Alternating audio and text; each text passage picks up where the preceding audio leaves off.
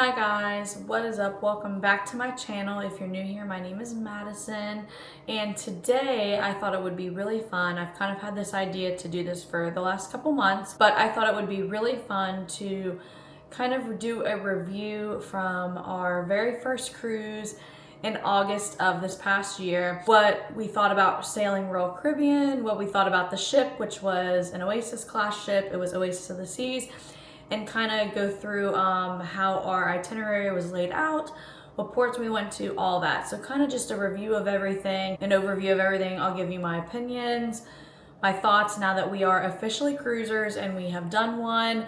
I just felt like it would be a good idea to come on here and kind of share my opinions, my thoughts on everything now that it's about 7 months after we took our cruise. If you see me looking down, it's because I'm going through my camera roll on my phone to think about each day, and I'm also have some notes typed up about kind of what I thought. So let's get started. If you like this video, please give it a big thumbs up. Please hit that subscribe button down below. It really helps me out. It really helps my channel, and I hope that you guys will subscribe and continue to watch. Okay, so I first kind of want to give a little bit of background for anyone who doesn't know. So my husband and I got married this past August. We got married August 2nd of 2025, so I was a 2025 bride, and we went on our honeymoon from August 8th to August, I believe 19th. No, not 19th, I'm sorry. August 17th is when we got back. That's when we got married, and that's when we had our honeymoon. So now it's been about 7 months ago, which is just unreal. I can't even believe that amount of time has passed. Go further back though, my husband and I have been together for 9.5 years now. We got together January of 2017. We were in high school. That was my senior year of high school. That was his junior year. So we have been together since high school. We ended up getting engaged in August of 2022. So we were first year students in grad school at the time. We got engaged then, and we kind of waited till after we graduated to get married, which puts us into August of 2025 because we graduated May of 2025. So that's kind of a little bit of background about us. We got engaged in August of 2022 and we started planning the wedding. We had kind of a large amount of time to plan everything and really figure out and pinpoint what we wanted. We started talking about the honeymoon and what we would want to do for a honeymoon. And we are pretty adventurous people. We love to try new things. We love to go out and explore new places. We just love to go. So we knew we didn't want a honeymoon where we were doing like technically an all-inclusive. Not that there's anything wrong with that. I think those are beautiful resorts.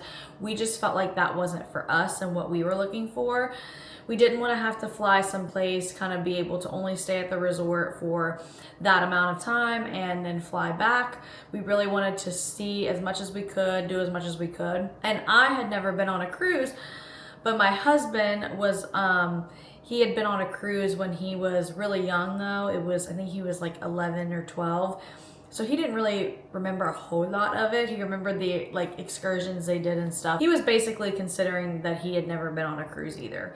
So we got talking about it and we were like, you know what, maybe a cruise would be a good option. I've never done one. I've always wanted to do one. So then it was kind of, okay, we knew we wanted to do a cruise. Now, which cruise line do we pick to cruise with? So we looked at kind of a bunch of them. We knew we wanted to sail after the honeymoon. After the wedding. We knew we wanted to sail after the wedding, obviously. Sail after we got married, but we didn't want it to be like, we personally knew we didn't want to have to like fly out the next day because where we got married, we were currently living in a different town, so we then had to drive in for the wedding. You know, we were staying in an Airbnb the night of the wedding that was on the venue property. So we knew we didn't want, it would be logistically very hard. Get married Saturday, August 2nd, and then literally clean up the venue the next morning, pack up the Airbnb, and catch a flight out of Pittsburgh August 3rd, because that's the closest airport to kind of where all of us live, or where all of our families are from. So we looked at Carnival, we looked at Celebrity, we looked at Royal Caribbean. We kind of asked my uncle, my now uncle, for advice, because him and his wife have done over like 60 cruises. They love it. That's how they choose to vacation every year. And my in-laws had done a couple. So we were kind of getting all these recommendations from all these people, different people. And when we started doing our own research, we felt like for what we were looking for as far as ships and it just being overall our first cruise, we really felt like Royal Caribbean was going to be best suited for where we are currently at in life, what we were interested in doing, what we wanted to have on a ship. We wanted there to be lots of things to do because we'd never cruised and we didn't want to be bored per se on a sea day. If our itinerary ended up having any sea days, we just wanted to make sure there was plenty to do and that we felt like we could do a lot of things if we wanted, or we felt like we didn't have to do anything if we didn't want to. So then we started looking at what kind of ship do we want to sail on? What are the different ship classes that Royal Caribbean offers? There are 7 classes by Royal Caribbean ships, and I'll start with the biggest. The biggest is the Icon class, which is their brand new ships. It's Icon, Star, and then there's Legend of the Seas, I believe, coming out this year. Then the next down from that is the Oasis class, and then the Quantum class, the Freedom class, the Voyager class, the Radiance class, and the Vision class. So the Vision class is the smallest, and the Icon class is the largest. So we started looking, and we realized that each class of ship had some things. So like, there's a Royal Promenade, for example, which is all the shops, main shopping, main lobby area. All of the Royal Caribbean ships have that. But then we realized, oh, there's only some ships that have like a Central Park or there's only certain ships that have X, Y, and Z, basically.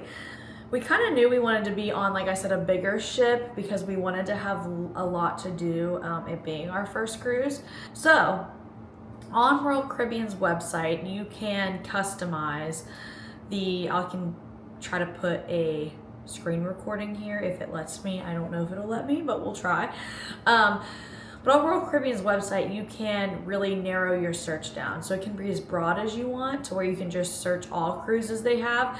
And then you can narrow it down by date. It can let you pick a ship if you're looking for a certain ship and you want to know what that ship's itineraries are. It can let you pick, like, are you wanting to go to the Bahamas, the Caribbean, all that kind of stuff. And it will let you pick where you want to sail out of. So we didn't care what port we sailed out of. We were looking at Miami, Fort Lauderdale, Port Canaveral, Galveston, any of those like southern ports, right? We decided on an 8-night Southern Caribbean cruise out of Fort Lauderdale that also went to Royal Caribbean's private island, Perfect Cay at Coco Cay. And it was on the Oasis of the Seas, which was the first ship in Royal Caribbean's Oasis class of ships, which is now the second largest class of ship that Royal Caribbean has. So that's what we decided. It was gonna sail from August 9th to August 17th. And yeah, so that's the itinerary, the ship, and the sailing dates we decided on, and the port that we decided to go out on. Once we decided what port we were going to go out of, what our itinerary was, what our sail dates were, and what ship we were going to be on, then as the months came leading up to the honeymoon, we started booking all of our excursions, which we did through Royal Caribbean's website. They have an excursion page. Once you pick your itinerary and you book your cruise, you have your deposit down. They do require a $500 deposit when booking, but they give you time to pay your cruise in full. I want to say it's due by the 3 months of sail date, 90 days within sail date. Whatever those next couple months, we really started looking at what excursions we wanted to do. Again, you can book those through Royal Caribbean's website. They have a whole excursion page, and it lets you go day by day of like, day 6, you're here. Here are the excursions that are at this port of call. Day 7, you're here. All that. And then we started thinking about, is there any additional add-ons that we want to have? Are we wanting to do anything extra that's not dining-wise? Because Royal Caribbean does offer like dining, signature dining on the ship that's not included in the price of the cruise. Your main dining and your buffet and Sorrento's pizza and that kind of stuff is all included. But things like Uzami, which is a hibachi place on some of the ships, like those more signature dining, that's not included. So we were thinking about what kind of, do we want to have any other dining experiences? You know, do we want to get a drink package? Do we not want to get a drink package? This is including like a beverage, an alcoholic beverage package. Do we not want to get that? Do we want to get that? Or do we want to get a water package? And ultimately we decided we weren't going to get the drink package this time because we just didn't feel like we were going to drink that much enough to justify it. But I do think if we do when we do another cruise in the future, and if it's a long cruise, we will for sure buy the drink package, because on sea days we frequented the bars. So I do think that the drink package could be worth it, but that's just something that you and your family, or you and your spouse, or you and your friends, whoever you're going with, have to decide amongst yourselves on what's worth it for you all. But I do think it could potentially be worth it depending on what your itinerary is like. And then one thing that we did choose that is 100% worth it is we chose to do the water package. So basically it comes with, I think it was 24 giant waters, and we drank through every single one of them. So I highly recommend the water package. But again, you have to decide what's important to you all. So let's for now get into kind of the trip as a whole. So day one of the trip was technically August 8th, 2025. That was a Friday. We drove in the night before to our hometown and stayed with my in-laws because we had a really early flight out Friday morning. Our flight left around, let's see, at 7:10, which means we were due to land in Fort Lauderdale around 9:50. So we wanted to get down there the day early. I do recommend, if you're going on a cruise, to go down the day early, especially if you don't live close, because that way you don't risk missing the cruise ship or anything, like leaving the port. So we flew down a day early. We were literally in Florida and off the plane by like 9:40, 10 a.m. type thing. So it was great. We then got an Uber from Fort Lauderdale Airport, and we went and checked into our hotel, which was the Riverside Hotel. I highly recommend this hotel. It was recommended to us by our in-laws, and it is really cool because it's in the downtown part of Fort Lauderdale. So it's not like super close to the port. I want to say, well, it wasn't bad. It was probably like a 10 to 15 minute Uber ride. But what's cool is it sits right on the Riverwalk in downtown Fort Lauderdale. So they have the water taxis running behind the hotel. And it's one of those old historic hotels, but they've completely revamped it. It is absolutely beautiful. Our room was very spacious. This hotel was beautiful. It was just, there was a cheesecake factory hooked onto it. It was amazing. And so we got in there, we took a little bit of a nap because we had been up all morning. I mean, we had literally gotten up at 1:30. And then we went and had lunch at the Cheesecake Factory, a very late lunch at the Cheesecake Factory. And we got back to the hotel pretty late and we went to bed. And the next day, Saturday, August 9th, was our embarkation day on Oasis of the Seas. We were so excited. We got up all bright-eyed and bushy-tailed, and we had breakfast in our hotel. There was a really good restaurant at the bottom near the Cheesecake Factory. It served the best breakfast probably. It wasn't just your like standard continental breakfast food. No, this was like sit down, beautiful, fish on the wall, very high-end looking. I had corned beef and hash. It was seriously so good. And then we got our luggage and we got an Uber to the port. Now, Royal Caribbean gave us a check-in time of between 2:30 and 3:30, or an all aboard. Like we were able to board and check in on the boat at between 2:30 and 3:30. We were on the boat by 11:30 a.m. So just keep in mind that although Royal Caribbean might say, hey, this is the time you can't check into or get on the boat, you might get on early. Now, I'm not going to guarantee you'll get on early. We just happened to get there at a good time. The boat was empty. They were loading people on. And so we got to the port. The Uber dropped us off. We got right through security. It was very quick, very seamless. We got our picture taken. I didn't end up buying the picture. I totally forgot about it, so I don't have a picture to insert here. But we did get our picture taken with little signs under like this Royal Caribbean backdrop thing. It was so fun, and we seriously got right on the ship. And we went right to our muster station because Royal Caribbean doesn't like tell you have to report to your muster station at a certain time. You just have to do it before they leave. So ours was right, just by chance happened to be right where we entered the ship. So we just stopped there, and then we got on and we basically spent the entire night exploring. We went to this cool little wine bar. We tried to see a comedy show, but we learned that you have to get tickets in advance. Although they're free, you don't have to pay for them. You have to reserve your times in advance. And that was something as new cruisers we didn't know. We thought we could just kind of show up for some of these shows and we'd get in just fine, because every cruise line kind of does that a little bit differently.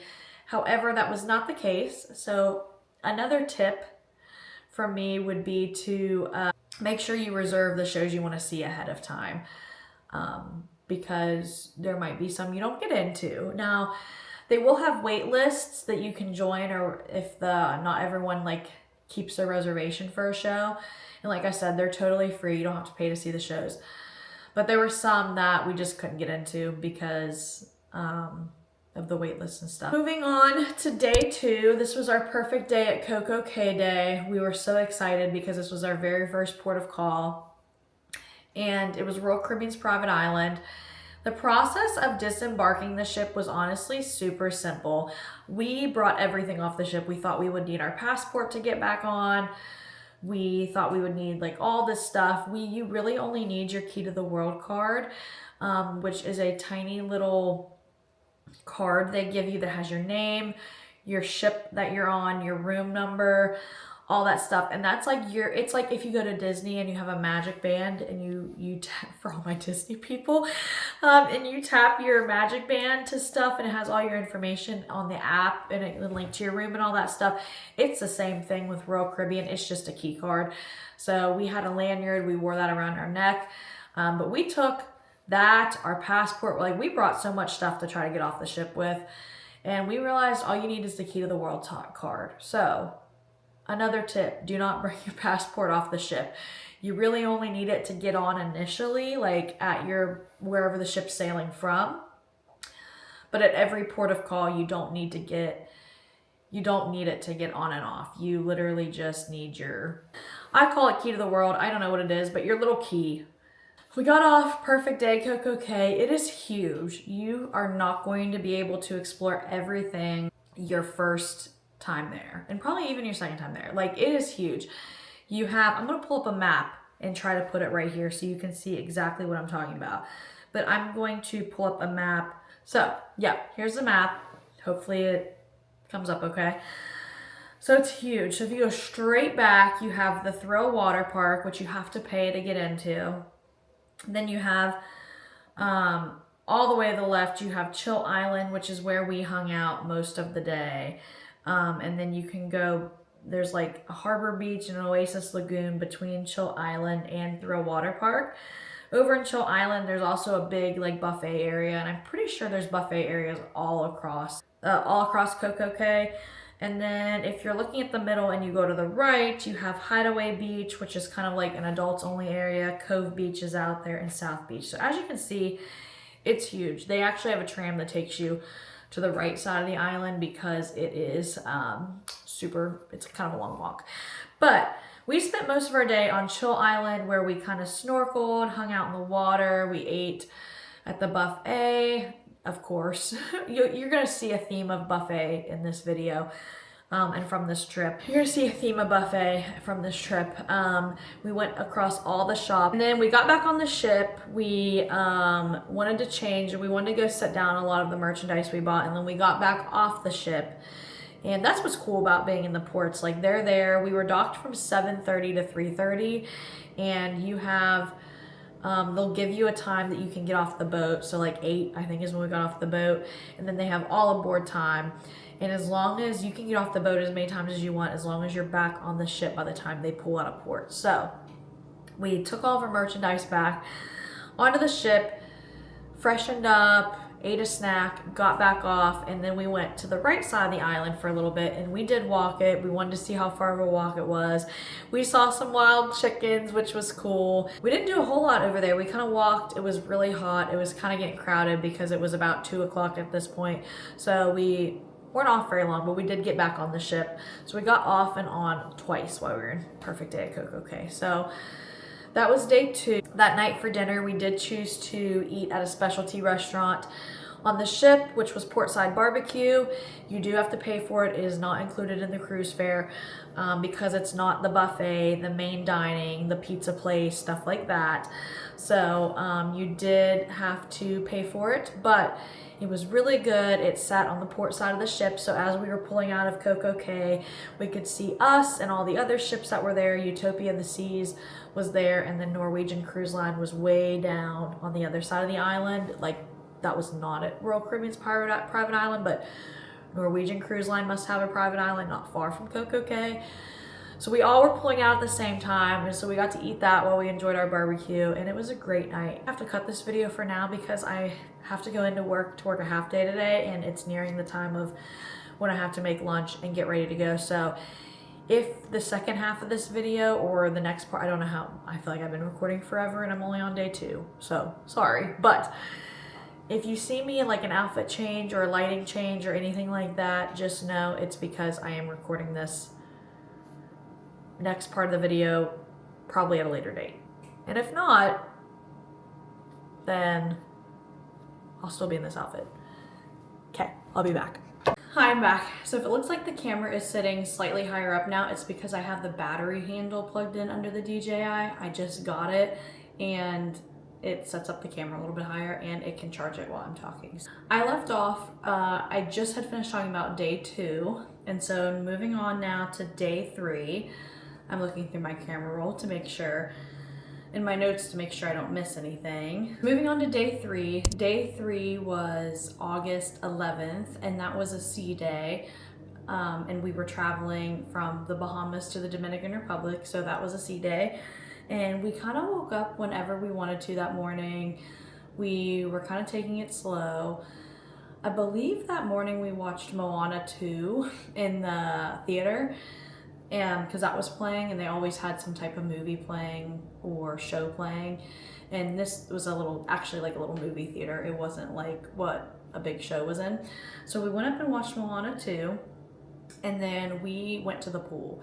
Now, we did not get in the pool really at all while we were on the cruise, and that was because we didn't get there early enough to get in the pool. And when we were in port, we were doing excursions and spending a lot of time off the boat. On sea days, if you are going to go to the pool, it's really, really important, and I think this is probably true no matter what cruise line you sail with, but on sea days it's really important to get to the pool early and grab chairs if you want to, because you won't like find a chair close to the pool. However, we were on deck 16, so a lot of the pools were on deck 15, and then the water slides were on kind of deck 16, deck 17, and then, but they had chairs at each level.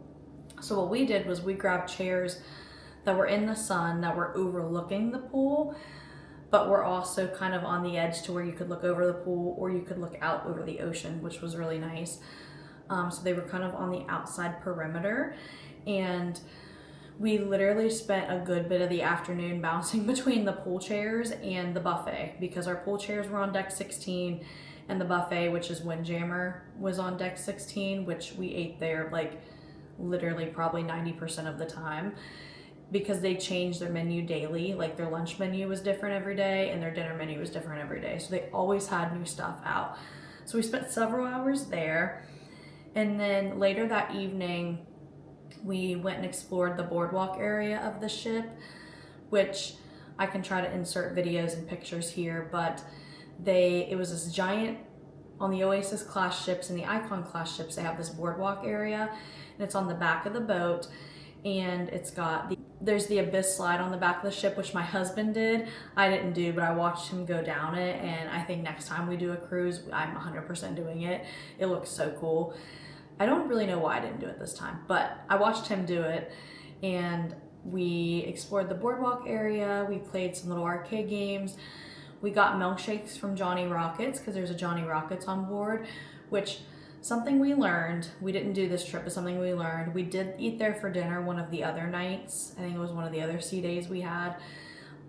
You have to pay for lunch and dinner and milkshakes there. However, if you eat breakfast there, it's included in your cruise fare. So that is something we didn't know that we know now. There's another tip for anyone cruising with Royal Caribbean. So, and then later that night, we actually booked a couples Swedish massage for our first sea day. And because it was our honeymoon and we had never done that. And so that was at 7:15, and we went and got our couples massage, and it was so nice. It was like I want to say it was like an hour long, and it was about $115, I want to say, for us to do that. So it really wasn't bad. And the spa area is like really, really cool. That was the only thing we ended up doing in the spa. But honestly, on our next cruise, I'm thinking about doing some more things in the spa because they had like showers, they had steam rooms, they had saunas, they had places if you were a girl to go get your hair and nails done. Like, it was right beside their huge gym that they had anyway, so it was huge. And it's on the front of the ship. Not that that matters, but to just give you some like wayfinding. And then honestly, after that, we kind of just went to bed because we were gonna have 3 port days in a row for the next day, and our excursions were all very early. So we wanted to get to bed early and, you know, get ready for those. So when you have an excursion off the ship, they will, on your tickets, and they'll drop physical tickets off at your stateroom door, because you'll have to bring those. You'll have to bring those like with you. You can't just like show it on your phone. You have to bring them with you.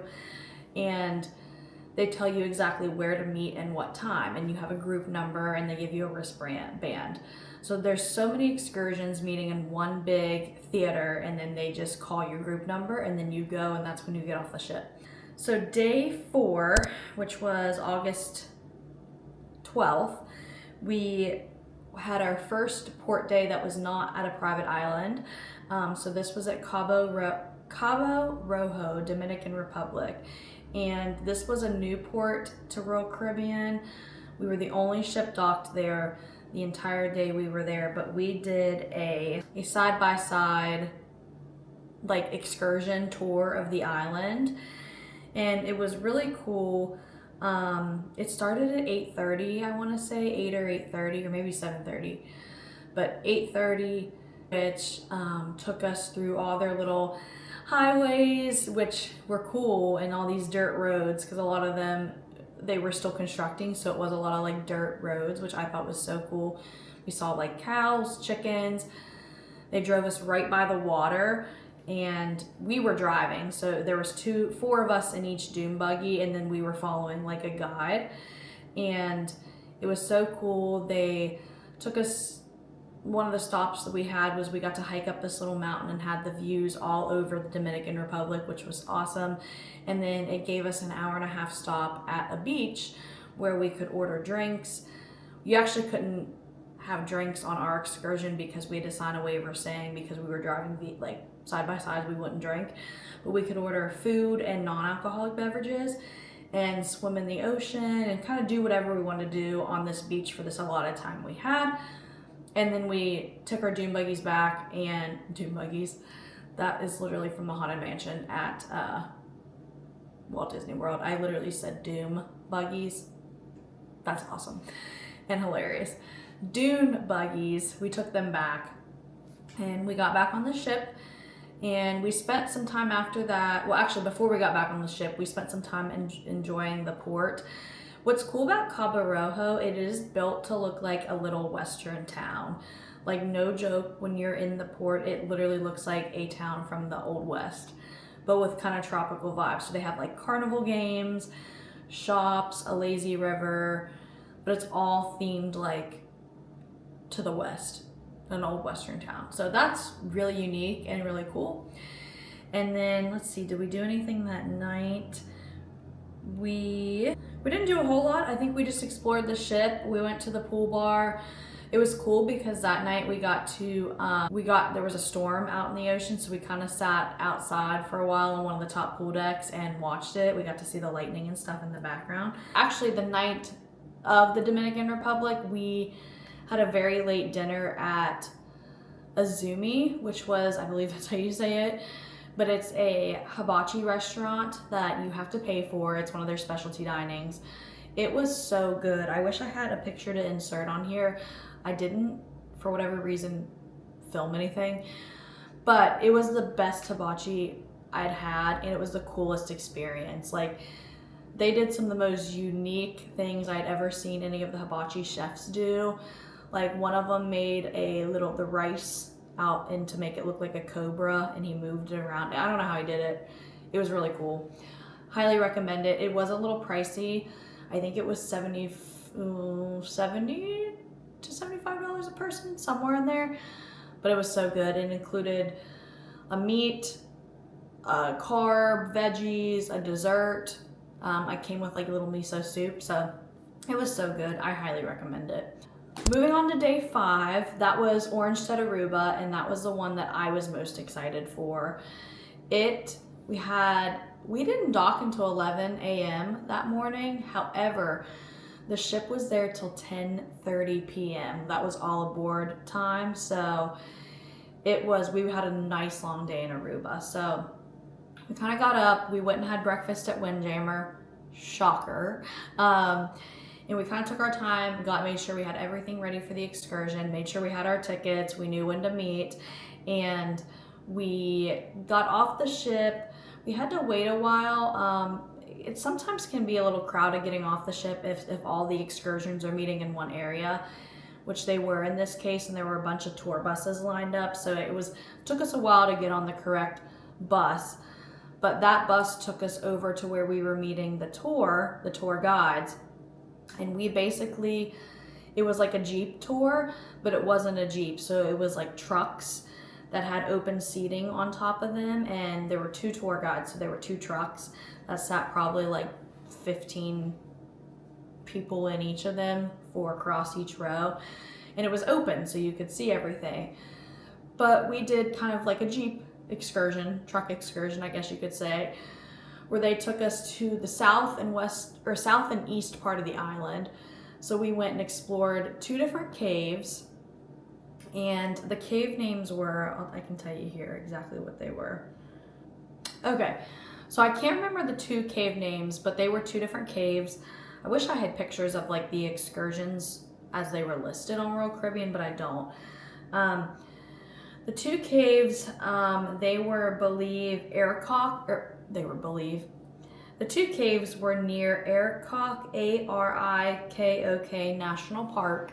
And so they took us up in there, we got to explore them, we got some really good pictures. And then they drove us down along the waterfront where there were these giant windmills, and they took us to Baby Beach, which if you ever go to Aruba on a cruise or you fly down separately to do like a separate vacation, I cannot recommend Aruba. Yes, I cannot recommend Aruba enough. I cannot recommend Baby Beach enough. It was so pretty. The water was crystal clear. There was a lot of places to snorkel. They had this nice like barrier full of rocks to where you couldn't go past out into like the big ocean. Basically, our tour guides were joking and saying if you went past that rock wall, you would have a one-way ticket to Venezuela, because we were only 15 miles away from Venezuela, so we would win a free trip to Venezuela. But in all seriousness though, they did have this beautiful thing of rocks.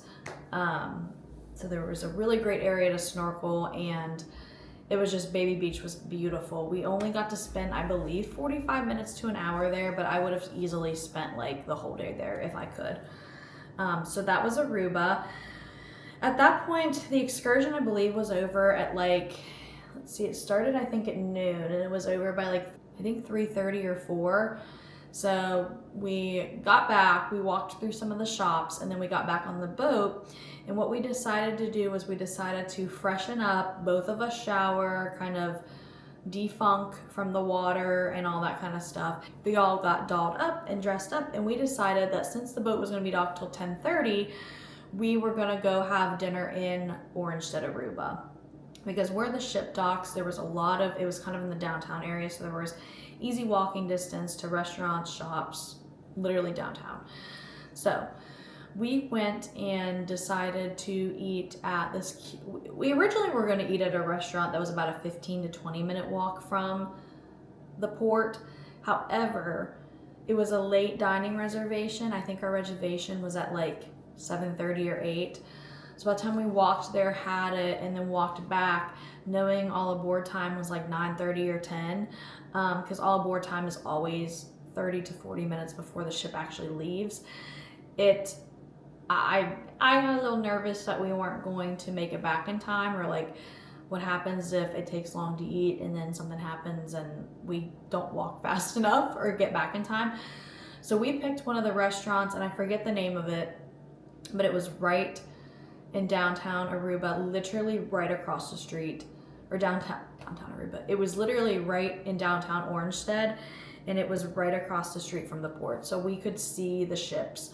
Our ship was docked, and then there was Rhapsody of the Seas, another Royal Caribbean ship docked behind us, and then a Carnival ship. So we could see all three ships. We knew they weren't going anywhere. So we had dinner there. And I'll be honest with you, the other place probably would have been better. It was more of a fancier place. I got nervous about the walk and being that far away from the ship, that close to all aboard time, potentially close to all aboard time. So we ate at this restaurant. It was okay. Would I ever go back to this restaurant? No, but I'm glad we went to it.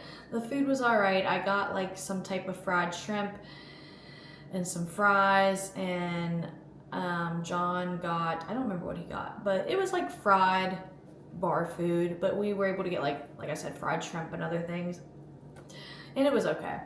So we ate dinner, but it was just fun to get off and eat in a town or an island we had never even been to, and it kind of made us feel like locals, so it was cool.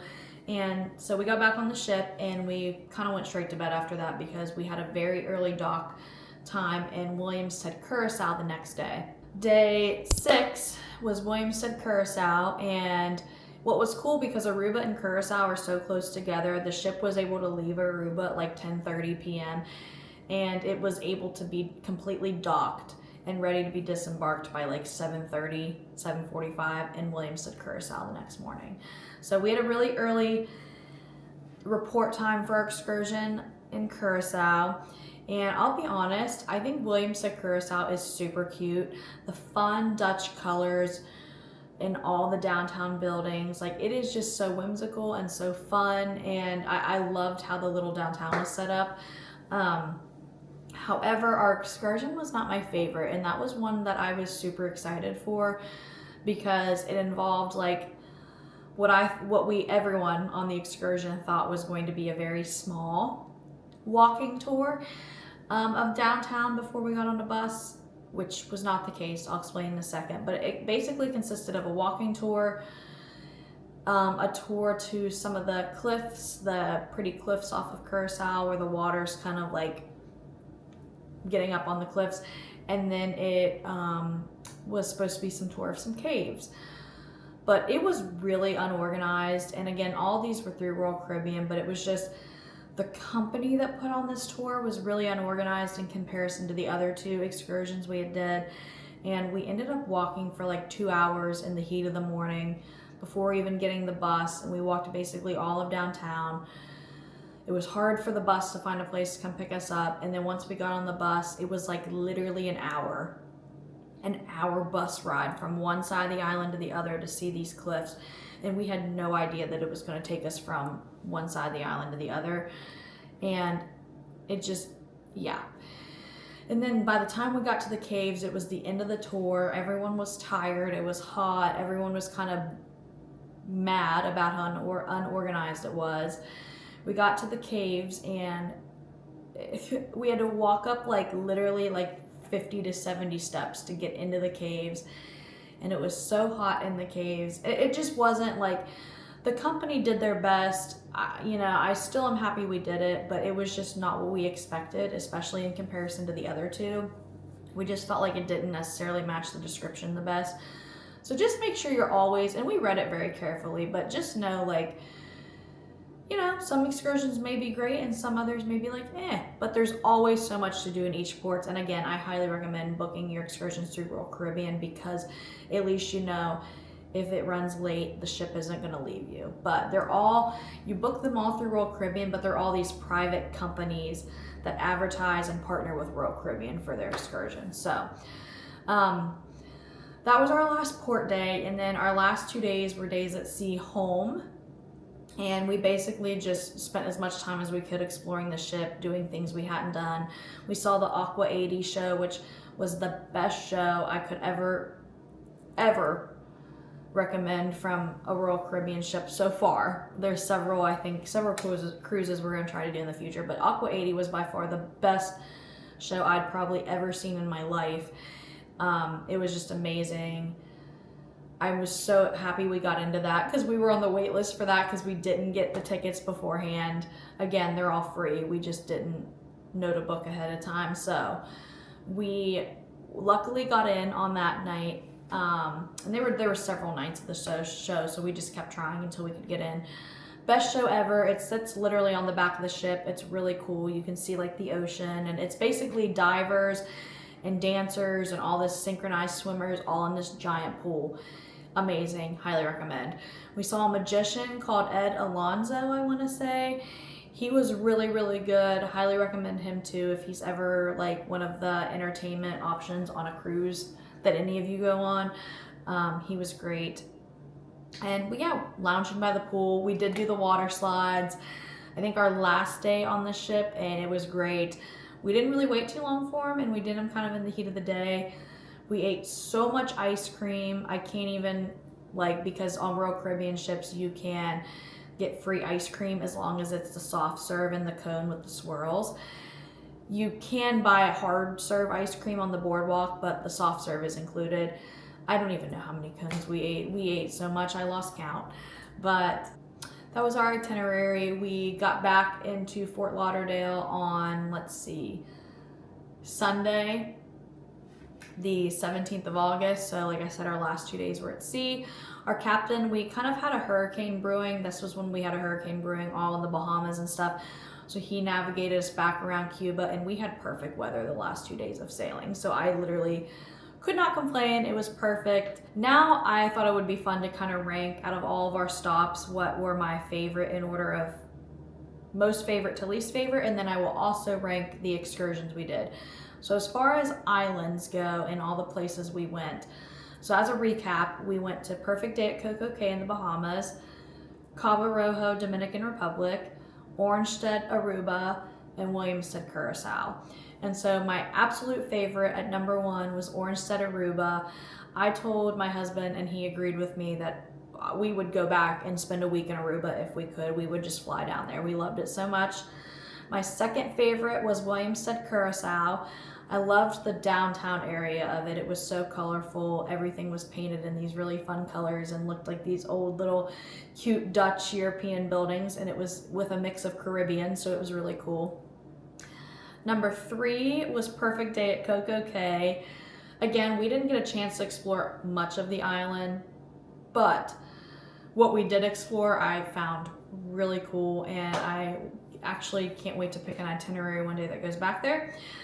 And number 4 was Cabo Rojo, Dominican Republic. It was a cool port. It was different than anything I ever anticipated. If I had, and I liked it, I would go back there. It's just in the grand scheme of how I would rank all the islands, I would just have to rank that one last. It was more deserty, and Aruba was deserty too, but Aruba was like deserty and kind of beachy, whereas like Cabo Rojo was just deserty. If I now had to rank the excursions, number 1 would still be the Aruba excursion. So Aruba ranks number 1 as far as my favorite stop and excursion we did. That Jeep Cave Baby Beach day was the best, and our tour guides made it even better. They were so good, so good.